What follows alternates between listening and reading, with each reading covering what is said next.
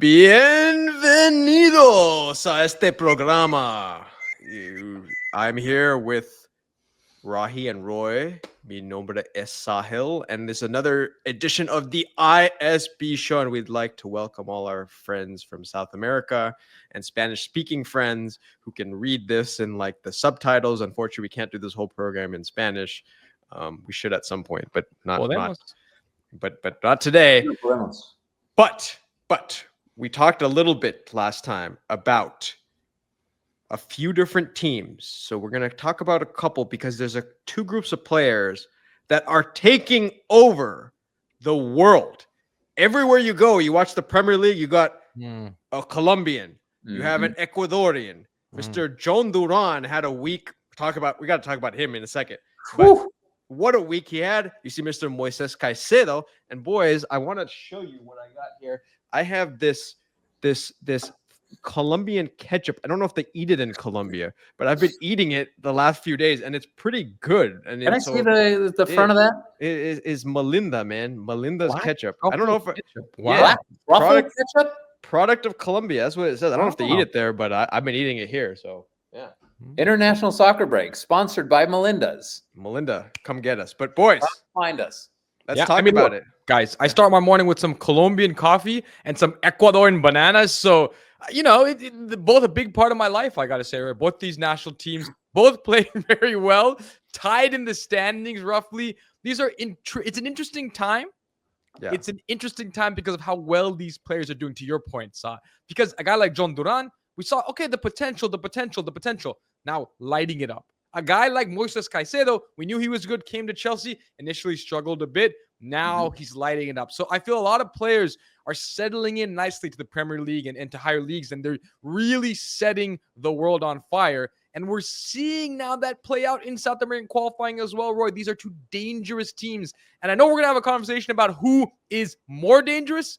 But, Roy, before we get there, how fun is it to see Colombians and Ecuadorians, not only a big part of my breakfast, but a big part of big-time football across the globe?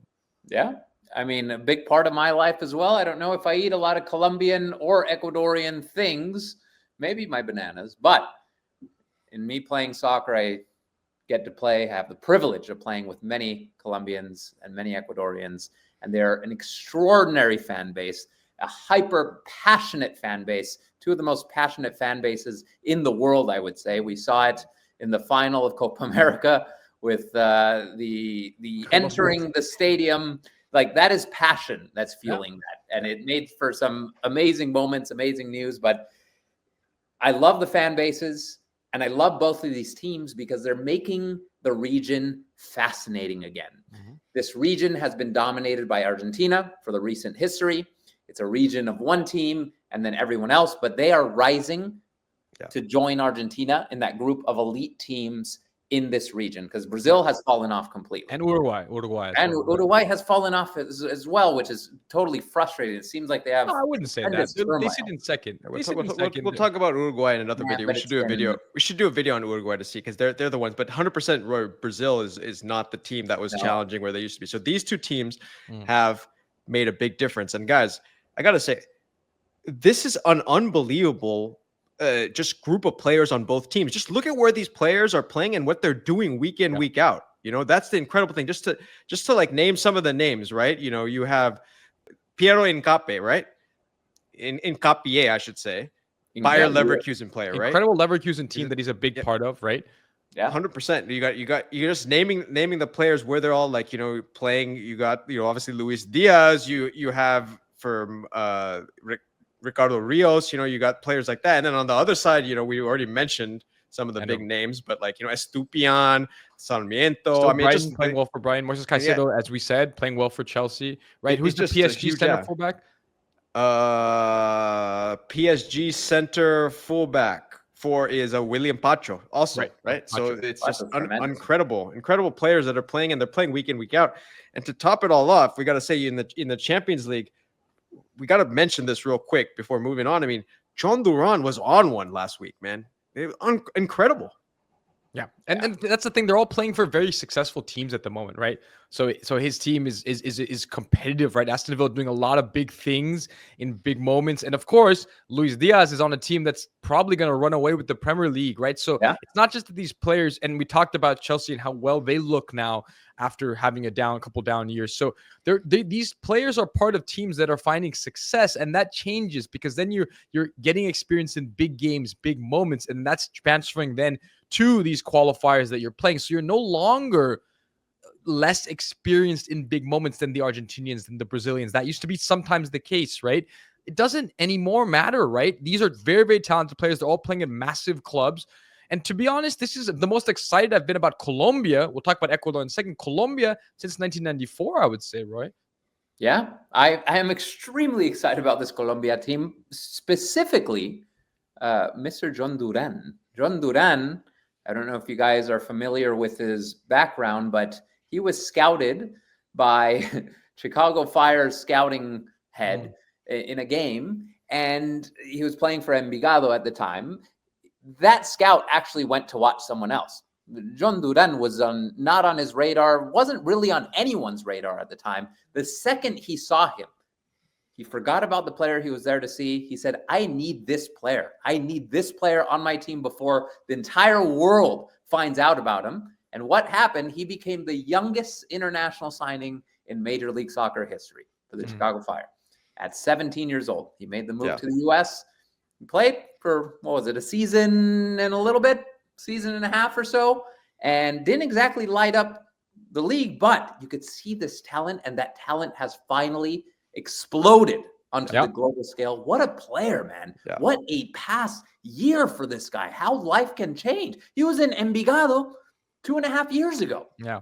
Keep that in mind. And Chicago Fire 8 months ago. He was with the Chicago Fire 8 months ago. Unbelievable. Absolutely nuts, man. Scoring last week, scoring this weekend for Aston Villa again. It's just unbelievable. And for those of you interested, we did a whole video on John Duran. You can come check it out on our channel.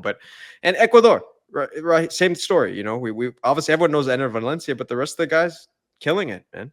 So can we get to the? Can we talk about who? Yes. I think is a stronger team? So we look at World Cup qualification. 19 points. So I put you guys on the spot. We'll finish the video with this. Who's the better national team? Colombia, Ecuador. I'm sure our fans are going to have a lot to say, and I'll have to say in the comments. Boys, first to you. Who's better? Well, one thing we know that this question was answered recently. Ecuador, of course, beating Colombia after having a man sent off early. So there is that. Here's the thing, Roy. Colombia is a team I love watching. So good going forward, so fun to watch the way they attack, but they're conceding goals. And they've been very inconsistent, right? So they had the loss to Uruguay, the big win against Chile, right? But then you've had moments in between, the loss to Ecuador. So there's all these moments that they've had, right, where it's up and down, inconsistent a little bit. And that has to do with the fact that they concede goals.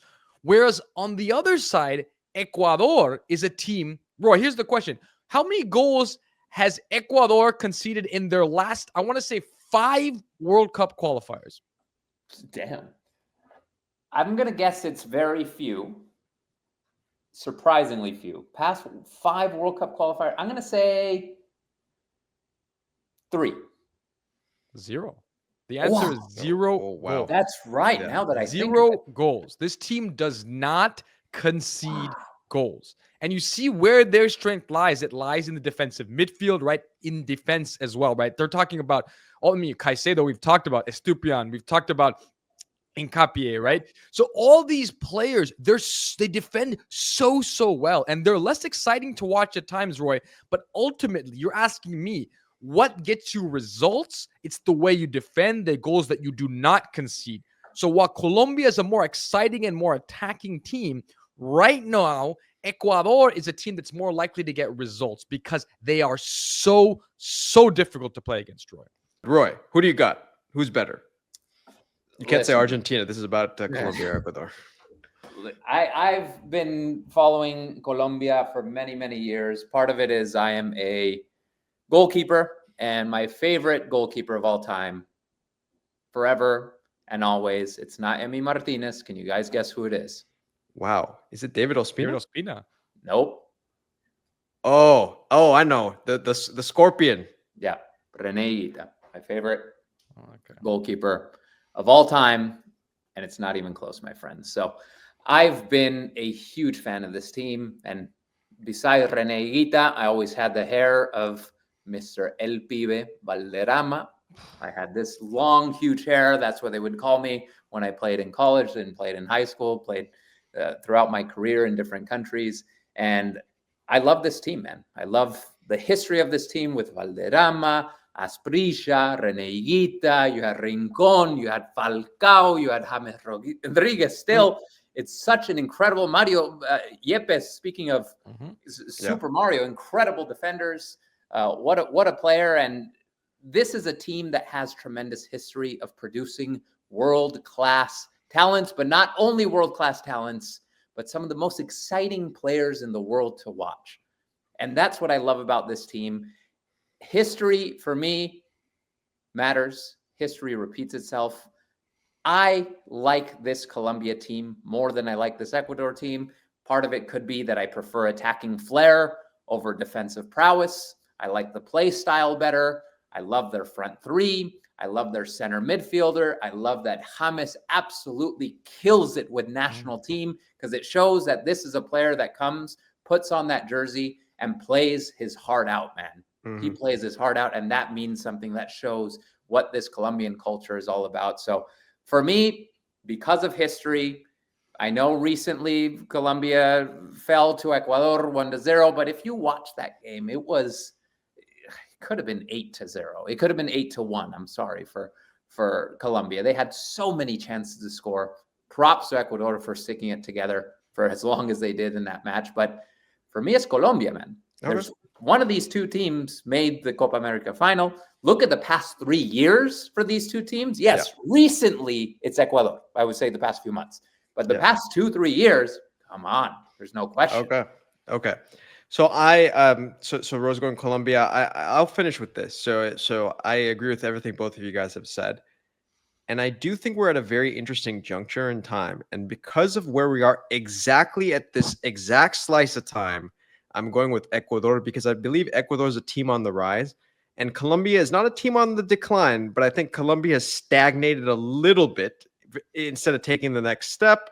We'll see, though. They could prove me wrong, and I'm ready for them to prove me wrong in the next round of qualifiers, because let's see. They did get that big victory over Argentina, but if I had to make a call today and I was a betting man and someone made me put all my money on a lifetime supply of this Melinda's ketchup, I would go with Ecuador. So I disagree that they stagnated, by the way. Well, we'll I see. think we've grown accustomed to them being phenomenal. They've been a top 5 team in the world for the past 2.5 years. Yeah. That's not. No, I'm saying since the Copa long... America, we'll see. Sure, it's been over a few months to do this. I still think they're the same team. They're in a little bit of a rut, not as bad as Man City's rut, but they're in a little bit of a rut. Yeah, and I think they're going to get out of it and be the excellent team they are. Okay. Well, everyone out there, for those of you enjoying these videos, please subscribe to the channel. Let us know, Colombianos y Ecuadorianos, what is the story? Do you agree? Who's better? Let us know in the comments. Final words as we finish off today and say adios to our amigos from all the different countries. No. Final Going words? once, going twice. Adios. And keep watching the beautiful game. See you guys. Chao, adiós, nos vemos, hasta luego.